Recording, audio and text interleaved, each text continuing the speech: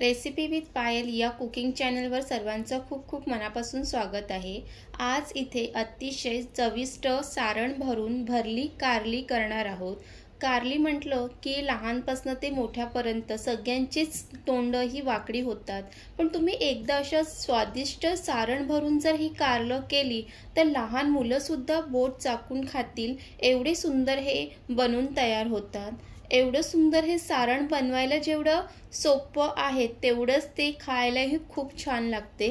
आणि अशा पद्धतीने भरली कारली ही टिफिनसाठी परफेक्ट अशी रेसिपी आहे। नक्कीच तुम्ही ही रेसिपी शेवटपर्यंत बघा। चला रेसिपीला सुरुवात करूया। इथे कारले घ्यायचे आहे आणि हे कारले मी पाव किलो घेतलेले आहे, तुम्ही तुमच्याप्रमाणे कमी जास्त घेऊ शकतात। त्यानंतर ह्या कारल्याचे वरचं जे साल आहे ते सोलून घ्यायचं आहे। इथे तुम्ही व्हिडिओमध्ये बघू शकतात। अशा प्रकारे कारल्याचं वरचं साल सोलून घेतल्यामुळे त्याचा जो करवटपणा आहे तो कमी जाणवतो। तर अशा पद्धतीने सर्व कारले मी इथे सोलून घेणार आहे। अशा पद्धतीने इथे सर्व कारले हे सोलून झालेले आहे। त्यानंतर सोलून घेतलेले कारले ह्याचे 2 तुकडे करून घ्यायचे आहे आणि त्यातला जो पांढरा भाग आणि त्यामध्ये असलेले बिया हे सुरीच्या साहाय्याने काढून घ्यायचे आहे। तुम्ही व्हिडिओमध्ये बघू शकतात। जर मोठे कारले असतील तर तुम्ही त्याचे 3 तुकडे करून घ्या आणि लहान असतील तर 2 करून घ्या। अशा पद्धतीने सर्व कारल्यातले बिया आणि पांढरा भाग हा काढून घेतलेला आहे। अशा पद्धतीने हे खूप सहजरित्या हे सर्व निघते। अशा पद्धतीने कारल्यामधले बिया आणि पांढरे भाग हे काढून घ्यायचं आहे। कारल्याच्या आतमध्ये मीठ आणि हळद टाकायचं आहे आणि ते व्यवस्थित इथे दाखवल्याप्रमाणे हाताने ते लावून घ्यायचं आहे आतल्या साईडने। त्यामुळे कारल्याला आतून सुद्धा छान चव येतो। कारल्याच्या मध्ये मीठ आणि हळद चिमूटभरच घालायचे आहे। अशा पद्धतीने इथे सर्व लावून झालेले आहे आणि एका साईडला पाणी सुद्धा गरम करायला ठेवायचं आहे। त्यानंतर इथे माझ्याकडे हे अशा पद्धतीचं स्टीमर आहे। त्यामध्ये इथे एक एक करून कारले त्यामध्ये स्टीमरमध्ये ठेवायचे आहे आणि ते व्यवस्थित स्टीम करून घ्यायचे आहे। जर स्टीमर नसेल तर खाली वाटी ठेवून त्यावर प्लेट ठेवून सुद्धा तुम्ही ते वाफवून घेऊ शकतात। त्यानंतर इथे गरम पाण्यामध्ये हे स्टीमर ठेवायचं आहे आणि वरून हे झाकून ठेवायचं आहे आणि 5-6 मिनिटांमध्ये हे छान वाफून होते।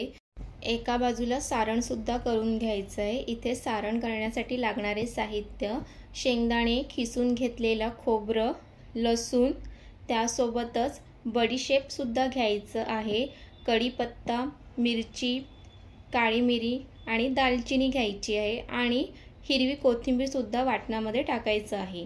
आणि इथे 6-7 मिनिटं झालेली आहे।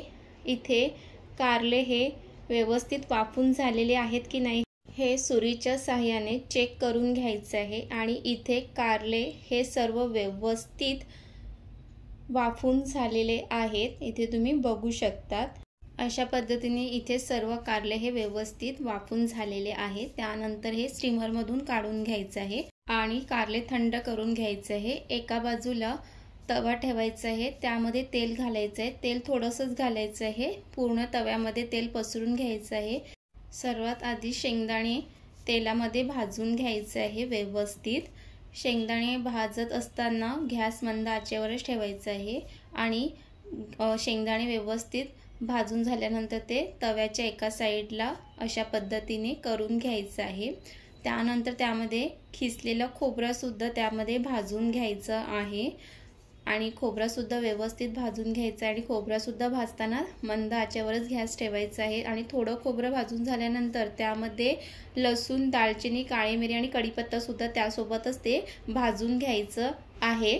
आणि त्यानंतर शेंगदाणे, खोबरं, लसूण, दालचिनी, लवंग, कढीपत्ता हे सर्व एकत्रित एकदा मिक्स करून ते भाजून घ्यायचं आहे। त्यानंतर ह्यामध्ये बडीशेप घालायचं आहे आणि ह्या सारणामध्ये बडीशेप वापरल्यामुळे सारण खूप सुंदर होते, त्यामुळे बडीशेप हे नक्कीच टाकायचं आहे। त्यानंतर त्यामध्ये जिरंसुद्धा घालायचं आहे, जिरंसुद्धा व्यवस्थित परतून घ्या। मग त्यामध्ये हळद, घरगुती मसाला, काश्मीरी मसाला त्यामध्ये टाकायचं आहे आणि ते सुद्धा व्यवस्थित मिक्स करून घ्यायचं आहे। आणि हे सर्व तुम्हाला मंद आचेवरच करायचं आहे। आणि इथे व्यवस्थित सर्व मसाले सुद्धा सर्व सारणामध्ये व्यवस्थित मिक्स करून घ्या। आणि त्यानंतर हे सिक्रेट मसाला टाकला आहे। सिक्रेट मसाल्याची सुद्धा रेसिपी आपल्या चॅनलवर आहे, तिथे तुम्ही जाऊन नक्की बघा। ह्या सिक्रेट मसाल्याचा वापर केल्यामुळे सर्वच पदार्थ हे खूप चवीदार होते। त्यानंतर आपल्या घरी उपलब्ध असलेला गरम मसाला तो त्यामध्ये घालायचा आहे आणि गरम मसाला सुद्धा व्यवस्थित मिक्स करून घ्यायचा आहे। आणि इथे सारणासाठी लागणारे सर्व साहित्य हे तेलामध्ये व्यवस्थित परतून झालेले आहे। त्यानंतर इथे हे जे कारले आहेत ते थंड करण्यासाठी ठेवले होते। एका बाजूला हे सारण थंड करण्यासाठी ठेवलं होतं। सारण थंड झाल्यानंतर ते मिक्सरच्या भांड्यामध्ये टाकायचं आहे आणि त्यानंतर त्यामध्ये गूळ घालायचं आहे। गूळ घातल्यामुळे सारणला खूप छान चव येते। त्यासोबतच त्यामध्ये लिंबाचा रस सुद्धा घालायचा आहे। लिंबू नसेल तर तुम्ही चाट मसालाही घालू शकतात आणि त्यामध्ये हिरवी कोथिंबीर टाकायची आहे आणि मिक्सरला फिरून घ्यायचं आहे। अजिबात पाण्याचा वापर नाही करायचा आहे आणि मिक्सरला फिरून घेताना ते ओबडधोबडच फिरून घ्यायचं आहे, जास्त पेस्ट करून घेऊ नका, तर त्या सारणाला काहीही चव येत नाही। तशा पद्धतीचं हे सारण वाटून घ्यायचं आहे। सारण वाटून घेतल्यानंतर ते अशा पद्धतीने चमच्याच्या सहाय्याने मिक्स करून घ्यायचं आहे। हे सारण तुम्ही फ्रीजमध्ये 15 दिवस आरामात ठेवू शकतात। असं सारण करून ठेवा आणि झटपट तुम्ही असं भरली कारली किंवा वांग हे अशा पद्धतीचं करू शकतात आणि तुम्ही ही चटणी म्हणूनही खाऊ शकतात, खूप छान लागते। इथे कारले सुद्धा व्यवस्थित थंड झालेले आहे।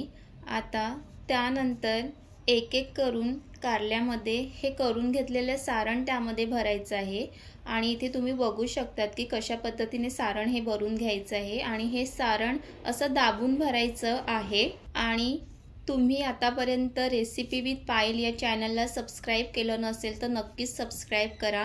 आणि अशा पद्धतीने ह्यामध्ये सारण भरल्यामुळे ही भरली कारली खूप छान होते आणि खरंच हे सारण खूप सुंदर झालेलं आहे। तुम्ही सुद्धा अशाच पद्धतीचं सारण करतात का हे नक्की कमेंट्स करून सांगा।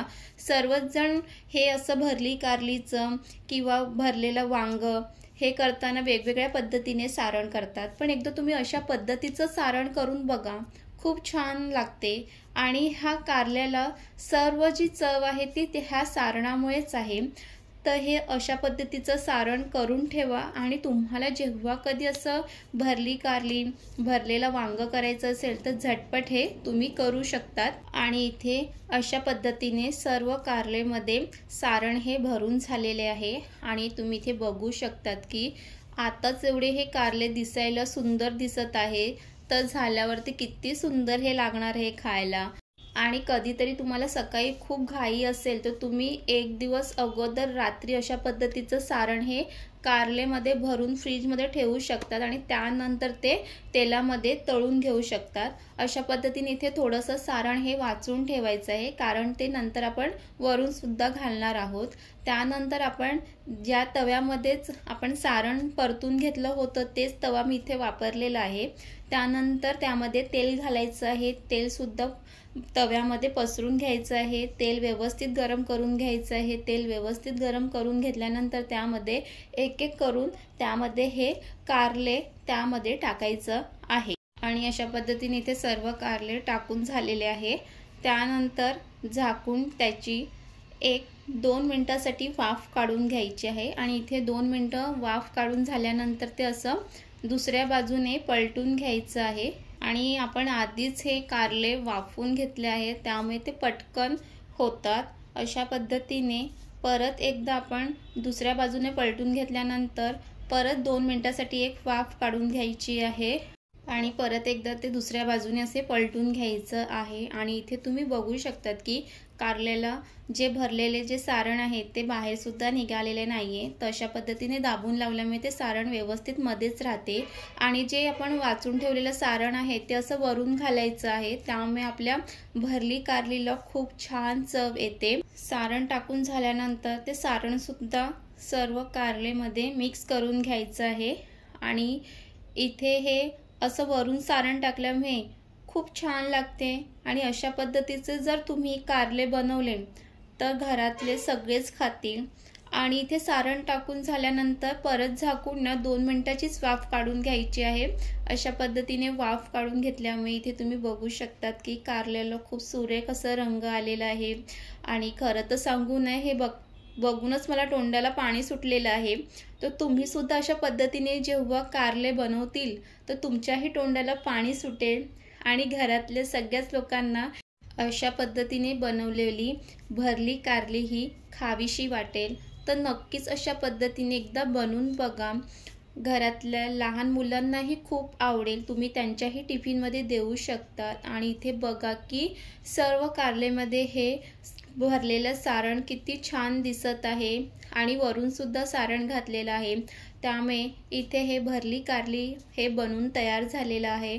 आणि इथे बघू शकतात की हे बघताच क्षणी कोणालाही खावीशी वाटेल जर तुम्ही अशा पद्धतीने बनवली तर तुम्हाला ही भरली कारलीची रेसिपी कशी वाटली हे नक्की कमेंट्स करून सांगा आणि नक्की तुम्ही ट्राय सुद्धा करा आणि कशी झाली हे नक्की कमेंट्स करून सांगा। आणि आपल्या चॅनलला लाईक शेअर कमेंट सुद्धा करा आणि रेसिपी विथ पायल या चॅनलला सबस्क्राईब करून घ्या।